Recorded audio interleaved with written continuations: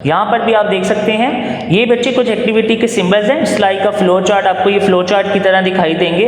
लेकिन flow chart में आपको पता है हम स्टार्ट कैसे करते हैं, ओवल शेप से, लेकिन यहाँ पर हम इनिशियल स्टेट मतलब जो स्टार्ट करते हैं वो हम सर्कल से करते हैं और इसी को सर्कल से एंड करते हैं। लेकिन वो हाफ फिल होता है, ये फुल फिल्ड होता है, मतलब ये स्टार्टिंग पॉइंट होता है और ये एंडिंग पॉइंट होता है। जिस तरह फ्लो चार्ट होता है ना, उसकी ओवल शेप होती है, ओवल शेप स्टार्टिंग पॉइंट और ओवल शेप ही बच्चे क्या होती है। Welcome to Computer with Salman. I am Salman Ahmed, a young passionate programmer and a computer science teacher. Let's learn, build and grow together. अस्सलामुअलैकुम dear students and welcome back to another video. अच्छा बेटा, आज के lecture में हम पढ़ने जा रहे हैं एक्टिविटी डायग्राम्स के बारे में। बच्चे आपको याद होगा कि लास्ट लेक्चर में हमने पढ़ा था सीक्वेंस डायग्राम्स के बारे में। तो बेटे आज के लेक्चर में हम शुरू करेंगे एक्टिविटी डायग्राम्स को। अच्छा बेटा, सीक्वेंस और एक्टिविटी ऑलमोस्ट दोनों सेम है। अगर आप इनका स्ट्रक्चर देखेंगे, सीक्वेंस क्या करता था वो भी आपको फ्लो बताता है, एक्टिविटी भी आपको फ्लो बताएगा कि अगर आपने कोई भी एक्शन परफॉर्म करना है तो वो बेसिकली आपने कैसे करना है। सिमिलरली एक्टिविटी भी वही काम करता है, लेकिन दोनों में डिफरेंस बच्चे ये है, आपको याद होगा मैंने आपको मल्टीपल डायग्राम्स भी बेटा दिखाई थी और उन मल्टीपल डायग्राम्स में आपको दोबारा अगर मैं दिखाऊँ, ये मैं सीक्वेंस डायग्राम दिखा रहा हूँ, तो आपको पता है कि आपके एक्शन के बाद जिसको हम सॉलिड एरो से रिप्रेजेंट करते हैं, उसके बाद ऐप की तरफ से आपको क्या रिस्पॉन्ड मिलता है हम इसमें वो भी मेंशन करते हैं।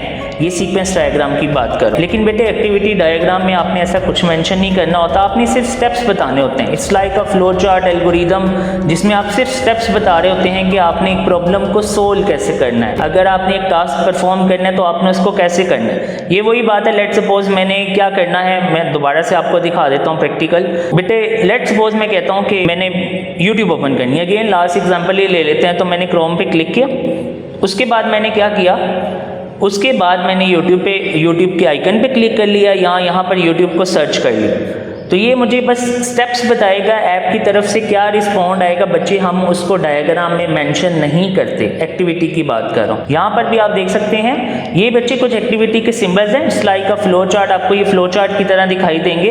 लेकिन फ्लो चार्ट में आपको पता है हम स्टार्ट कैसे करते हैं, ओवल शेप से, लेकिन यहाँ पर हम इनिशियल स्टेट मतलब जो स्टार्ट करते हैं वो हम सर्कल से करते हैं और इसी को सर्कल से एंड करते हैं। लेकिन वो हाफ फिल होता है, ये फुल फिल्ड होता है, मतलब ये स्टार्टिंग पॉइंट होता है और ये एंडिंग पॉइंट होता है। जिस तरह फ्लो चार्ट होता है ना, उसकी ओवल शेप होती है, ओवल शेप स्टार्टिंग पॉइंट और ओवल शेप ही बच्चे क्या होती है, एंडिंग पॉइंट होती है। मैं इसकी बात करूं, अगर मैं यहाँ पर सर्च करूं बच्चे, अब यहाँ पर बच्चे अगर मैं इसको ओपन करूं, यहाँ इवन कि आपको यहाँ से भी ये दिखाई दे रहा होगा, ये ओवल शेप की मैं बात कर रहा हूँ, ये आपको दिखाई दे रही होगी। ये बच्चे हम फ्लो चार्ट में ओवल शेप से स्टार्ट करते हैं, लेकिन यहाँ पर हम बच्चे किससे स्टार्ट करते हैं, बेसिकली सर्कल से। अगेन देख लें बच्चे, यहाँ पर हम फ्लो चार्ट में किसका यूज कर रहे होते हैं, बेसिकली ओवल शेप का।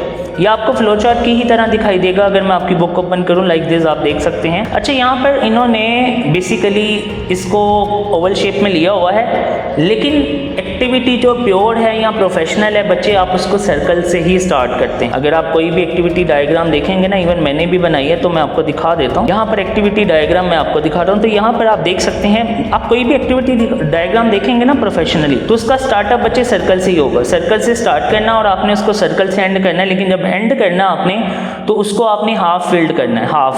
हाफ वैसे छोड़ देना और हाफ क्या कर देना बच्चे, फिल्ड कर देना, लाइक बाय दिस वे। लेकिन आपकी बुक वालों ने इस तरह किया हुआ है तो आप इस तरह भी कर सकते हैं। उसके बाद जो आपका प्रोसेस होता है उसको बेसिकली आप रेक्टेंगल में शो नहीं करते, इन्होंने फ्लो चार्ट ही बना दिया है। आप बेसिकली उनको रेक्टेंगल तो शो करते हैं, लेकिन उसके जो बॉर्डर्स होते हैं वो कुछ राउंड होते हैं, लाइक बाय बेटे दिस वे। आप ये देख सकते हैं, ये कुछ थोड़े से इस तरह आपको दिखाई देंगे।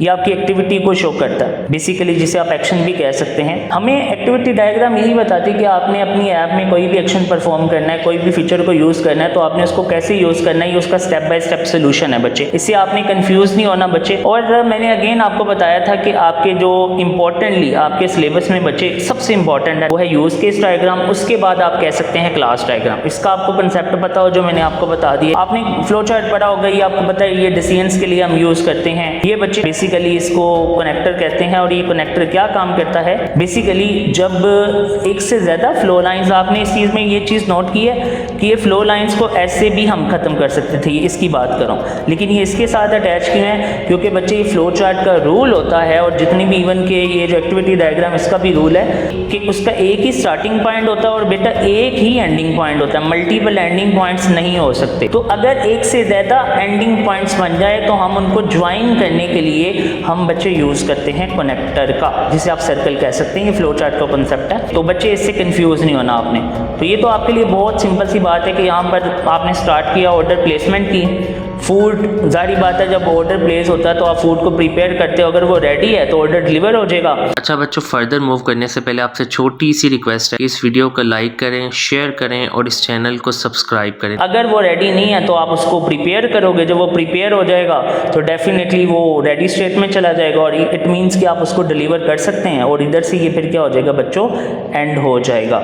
सो बेटा ये छोटा सा टॉपिक है और आपको मैं डायग्राम दोबारा दिखा देता हूँ। ये मैं बार बार इस वजह से लेता हूँ, आपको पता है लाइब्रेरी हमने यूज़ केस में भी देखा, हमने क्लास में भी इसको बनाना सीखा, जो क्लास डायग्राम में भी मैंने बेटा इसी सेम कंसेप्ट को यूज़ किया था, लाइब्रेरी मैनेजमेंट। इसके अलावा मैंने आपको मल्टीपल एग्जाम्पल दिखाई थी, लेकिन ये कॉमन एग्जाम्पल है जिसे मैं रिपीट कर रहा हूँ ताकि आपको क्लियर हो जाए। इसी तरह बेटा हमने सीक्वेंस डायग्राम भी इसकी देखी, ये इसकी एक्टिविटी डायग्राम में आप देख सकते हैं। यहाँ पर अगर एक स्टूडेंट है, उसने लाइब्रेरी मैनेजमेंट सिस्टम को ओपन किया, बुक्स को सर्च किया, अगर वो अवेलेबल है तो रिक्वेस्ट किसके पास आएगी, ओबियसली लाइब्रेरियन जो उसको हैंडल कर रहा है उसके सॉफ्टवेयर को। तो अगर वो रिक्वेस्ट एक्सेप्ट करेगा डेफिनेटली वो पहले वेरीफाई डिटेल्स करेगा, अगर तो वेरीफाई होती है तो इशू कर दी जाएगी, अगर उसको वेरीफाई नहीं होती कि उस लाइब्रेरी का मेंबर नहीं है तो ओबियसली उसको बच्ची बुक पॉसिबल नहीं है। तो बेटा इस फ्लो को समझना मुश्किल नहीं है, आप इसको बहुत अच्छी तरह समझ सकते हैं। मैंने आपको क्लियरली बेटा इसको भी बता दिया है कैसे काम कर रहा है। ये सेम वही चीज़ है जो हम बेटे यूज़ केस में करके आए, क्लास में करके आए, सीक्वेंस में करके आए हैं, सेम कंसेप्ट है। सो बेटा ये आज हमारा छोटा सा टॉपिक है। अच्छा बच्चों आपकी नोट्स भी रेडी हैं, हम सॉरी थोड़ा डिले हो गया